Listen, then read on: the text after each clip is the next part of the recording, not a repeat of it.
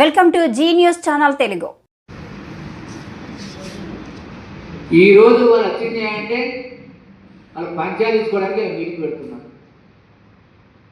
ఇక పోతే అన్నిటికన్నా చివరిగా చెప్పేది ఏంటంటే బాధాకరమైన విషయంతో బాధతో చెప్తున్నా, అంతకుముందు చెప్పినా ఇప్పుడు చెప్తున్నా, నా పత్రికా మిత్రులందరికీ, మన పరకాల వాసులు, మన పరకాల గడ్డ మీద పుట్టి పెరిగినాం. ముఖ్యమంత్రి అయ్యాక రేవంత్ రెడ్డి గారు ఇక్కడ రావడంతో ప్రజల్లో ఆశలు చిగురించినాయి. మళ్ళీ 2 years వరకు రాడాయి, నాకు తెలిసి 100% రాడు. వచ్చి మా పరకాలకు ఈయన వరాల జల్లులు కురిపిస్తారు అనుకున్నాం.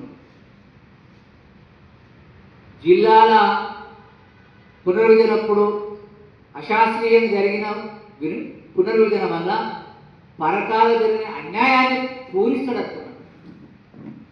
ఏదో విధంగా పరకాలు జరిగిన అన్యాయాన్ని పూరిస్తాడు ఈ ప్రకాష్ రెడ్డి గారు, రేవంత్ రెడ్డి గారని మేము సంకలు పెట్టినాం, సంతోషపడ్డాం.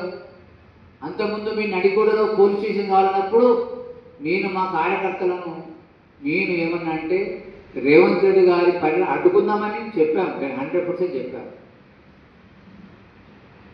అడ్డుకునే వాళ్ళమే కావచ్చు, మేము కూడా 50% చేశాము. ఎందుకంటే సరే ఆయన ఇచ్చినప్పుడు కోరికలు, మా కోరిక తెలుసే మనకు ఆశ ఉంటే మమ్మల్ని ఎక్కడక్కడ బీజేపీ కార్యకర్తలను నాయకులను హౌదు అరెస్ట్ చేసింది.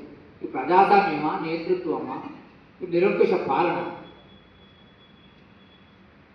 ఎక్కడికక్కడ హౌదు అరెస్ట్ చేసి ఒకరు ఆత్మకూరు పడిపోతారు, ఒకరు వేరే గాడి పట్టుకపోతారు. మా మండల రైతులను భయానక వాతావరణం సృష్టించి సభను వేలాది బస్సులను వేసి బిర్యానీ ప్యాకెట్లు, మందుకు సీసాలతో సభను నిర్వర్తించి జబ్బలు కొట్టుకున్న ప్రకాష్ రెడ్డి గారిని కొన్ని ప్రశ్నలు అడుగుతున్నాను.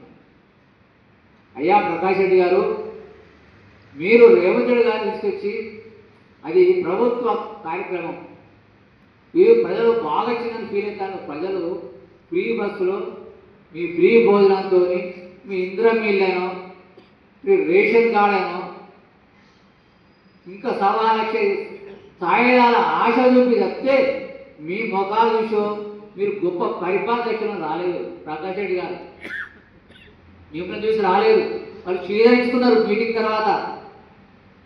ఎందుకు పోయినావా అంటే ఏమైంది సార్, ఎందుకు లోకల్ ఎమ్మెల్యే, లోకల్ సర్పంచులు మొన్న గోస ఉంచుకుంటారు పేరు చెప్తే వాళ్ళ ముఖాలు చూడడానికి పోయినా సార్ అన్నారు. నువ్వు ఏం చేసినవా మీటింగ్ లోపల? ఒక్కడైనా ఒకటి చేసావా? ఇప్పుడు రాగానే వస్తున్నా మిత్రులందరికీ చెప్తున్నా, వెంటనే మీద పడితే డాక్టర్ కూడా పని లేదనుకుంటారు. కాబట్టి ఒక 1 month టైం ఇద్దామనుకుంటున్నాను. నేను ఇప్పుడు 1 month చేసేటప్పుడు గొప్పగా ముఖ్యమంత్రి చేతులుగా ప్రారంభించబడ్డ దవాఖానా మెయిన్ డోర్స్ తలుపులేసింది.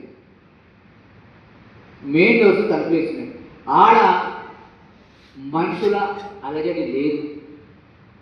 అంటే 4 గోడలకు రంగులేసి, సున్నమేసి, తూతూ మంత్రంగా మేము చేసిన ధర్నాకు భయపడి నువ్వు ప్రారంభం చేసిన హాస్పిటల్ ప్రకాష్ రెడ్డి గారు ఎప్పుడు యాక్టివ్ అవుతుందో నేను చూస్తున్నా.